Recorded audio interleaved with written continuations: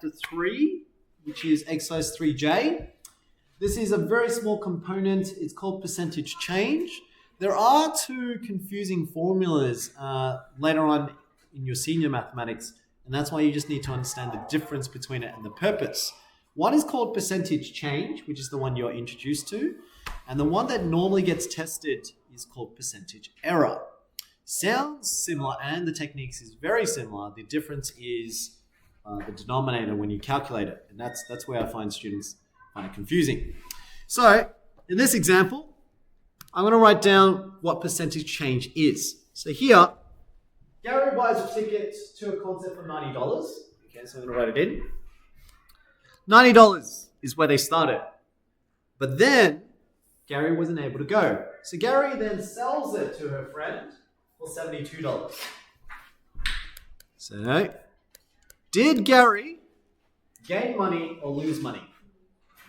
Lost money. Lost by how much?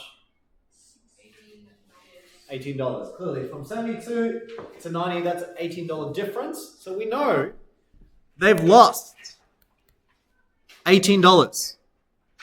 Okay, so that makes sense. Actually, I should put the negative in front. They lost $18. We know it's a loss. What we don't know is, what is that as a percentage?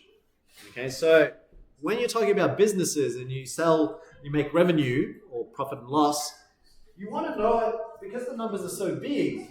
It's not like $18 only. You're owning a business, the money's so large, they don't look at the dollar sign, they look at it as a percentage. So you now need to convert this into a percentage. That's called percentage change because you went from 90 to 72. What is that change as a percentage? Now, we know the change was equal to $18. But to convert to percentage, you need a proportion. So it's $18 out of what though? And this is what confuses the seniors. Percentage change, it's $18 out of, is it 72? Or is that out of 90? 90. It's out of 90 because you started off with 90 and then you change, you move towards 72. Okay, so it should be 18 over 90. And then how do you convert that to a percentage? What's the one technique you learned? Changing anything to a percentage, you have to times by 100. You need 100 of them. So here,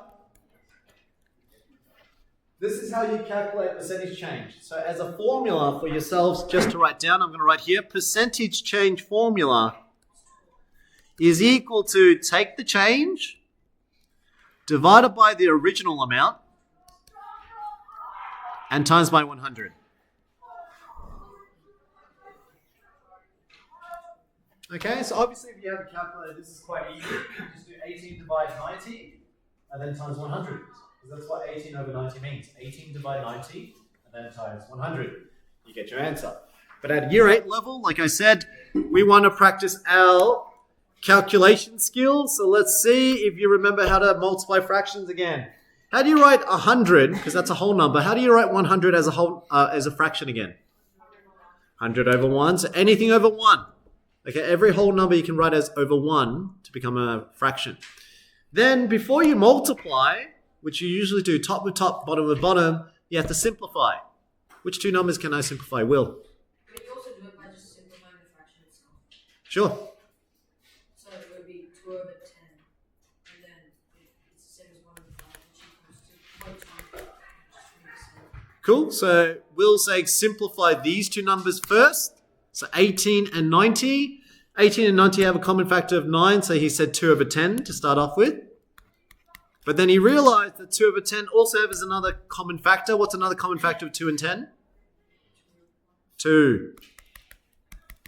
So then it becomes 1 over 5 is what he was saying. So we now know that's 1 over 5, and we're still multiplying by 100 over 1.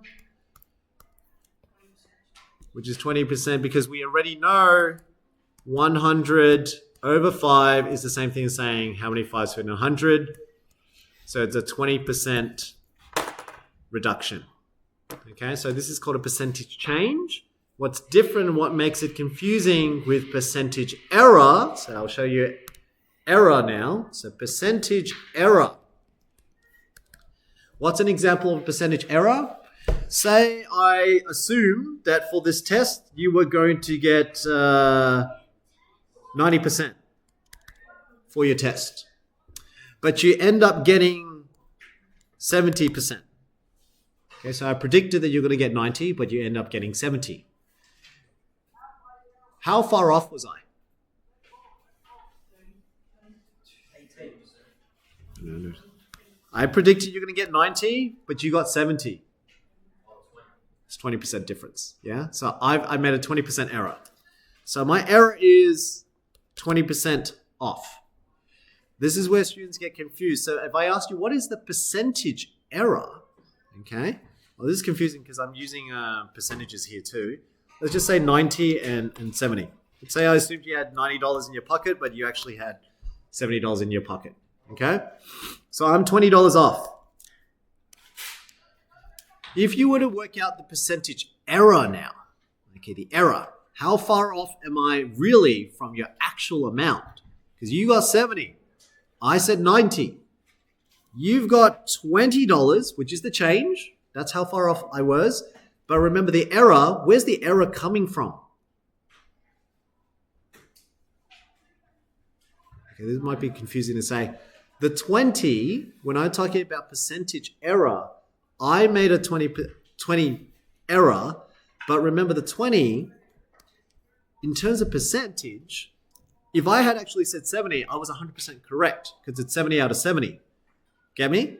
So it can't be 20 out of my original guess because that's wrong. Because had I not said 90 and I said 70, then it should have been 0 out of 70. Sorry, it would have been 70 out of 70. I would have been 100% correct. So your error should be 20 out of 70. Does that make sense? And this is the confusion between the two. Both of them are almost similar, except for the change. It started off with 90, so it's $18 out of your original. Whereas when it came to error, the error was based on what was real. The error was based on what was actually in your pocket. You had 70, so I was 20 off from your 70. That's why my error, then you do the percentage bit, times 100. So both formulas times 100, but the difference is they call it error over actual value. And so at year 12, I find that a lot of students get this one wrong because they're confused between the two. Because the only difference between the two is which one do you put the change over? Is it 18 over 90 or is it 18 over 72? This is loss of 20, so I made a change of 20. But is it 20 over 90 or is it 20 over 70? And it depends on the language that you say. So the error is based on the actual value, what the real value was, so it should be out of that, versus the change was actually what did I have in my pocket. I had 90, I bought 90 to begin with. I don't have 72 in my pocket yet. 90 is what I spent. That's why you start off with the original here. Whereas this one, yes, I made a guess of 90, but the real thing was 70. So it's always about real, what you actually have. Yeah, so that's the difference between the two. Why students totally confuse this all the time in the exams. And they always put at the end, they'll just say, there's a volume of tank water that has leaked out, and it's leaked out X amount, because I've worked out the percentage error from the scientist's calculation. And students will always mess up with this one mark just because they don't know which one they divide. And it's always out of what's real, what we currently have, not the hypothetical. Yeah? All right, so that's all for exercise 3J. It's the idea of percentage change. So at year 8, you only need to know the very first one. You're very unlikely to see percentage error, but that's the difference between the two. So if you want to do this question, very similar. Let's see if you can figure this one out yourself. So Estelle purchased a piece of sporting memorabilia for $120. 20 years later, she sold it for $900.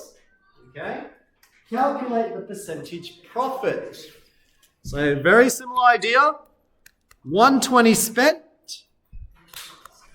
Future was 900. How much profit? 778 $78 profit. That's great that we know the value. What they're asking is, what is the percentage though? So don't just write $780 as a profit. Now your question is, what is the percentage profit? How would you calculate this? Hands up if you know what to do. What do we do? What's the method? Yuri. Very good. Beautiful. And then from here, it's just your fraction skills, how good you are at simplifying it. But yes, the key part was this one. 780, it's profit. So you're looking at profit. Profit had to come out from where you started. You started at 120. You didn't start at 900. You ended up at 900. So that's a future thing. The real thing you have is you spent 120. You gained 780 out of that 120, not out of 900. Okay? So therefore, 780 out of 120 times by 100. Now your job is to find highest common factors. Which two numbers are you going to check?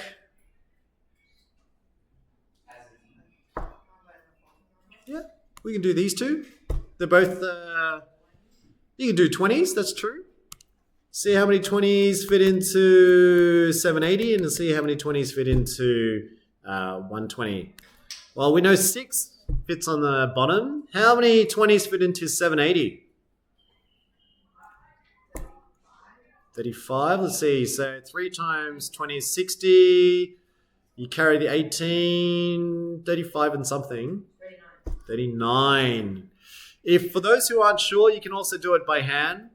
When you divide, you can remove the zeros and it's like saying 78 divided by 2. Okay? Or, what's another way? You can do 780 divided by 20. Both of them have factors of 10. So if you divide them both by 10 first, then it becomes 78 on 2. Then 78 on 2 is just halving 78. What's half of 78?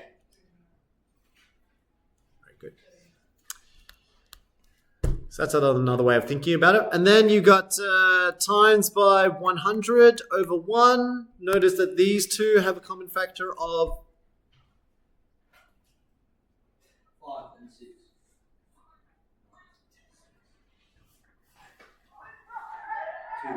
2. What's the most obvious thing? 6 and 100 are even numbers. Every time they're even, start thinking of 2s, and then sometimes you can think of 4s or so, but 6 and 100 is one to follow. So we can then divide this by 2, divide this by 2, and now you get up to the next step. 39 over 3 times 50 over 1. Oh, that's nasty. That doesn't work out too nicely. 39 times 50. Let's do 39 times 5 times 10. Makes it 390, and then times that by 5. There you go. What's that? 5, 4, 15. Is that right? 1950? Oh, I just realized you can simplify this one as well. That's true. 3 fits into 3 once. How many 3s fits into 39? 13. So technically it should have been 13 times 50, which is a lot easier. 13 times 50. Remember you have that 0. You can always do it at the end. So just do 13 times 5 first. And that's really what? Just 65, isn't it? 65. And then times on with that 0. So it becomes 650. So what makes this part tricky? It's not the percentage change. You already did it in the very first step, what Yuri had said. It's the next skills, which really goes back to exercise 3B, which is the very first exercise we did this term. That was 7 weeks ago. Okay, so almost 2 months. Your skill was to build simplifying multiplications of fractions. The stronger your factors, the stronger your multiplication tables are, the easier this is. It's not the concepts. The concepts you likely got on how to do it. It's just whether you can do it or not. Okay? All right, cool. That is all for today's exercise. Next week, we're moving into chapter 6. We're only going to do mainly 3 key exercises. So it's A, B, and then E. Okay, and then that will finish week 8. And then we'll have a mastery task in week 9, which combines them all. Because you're... Yeah. So...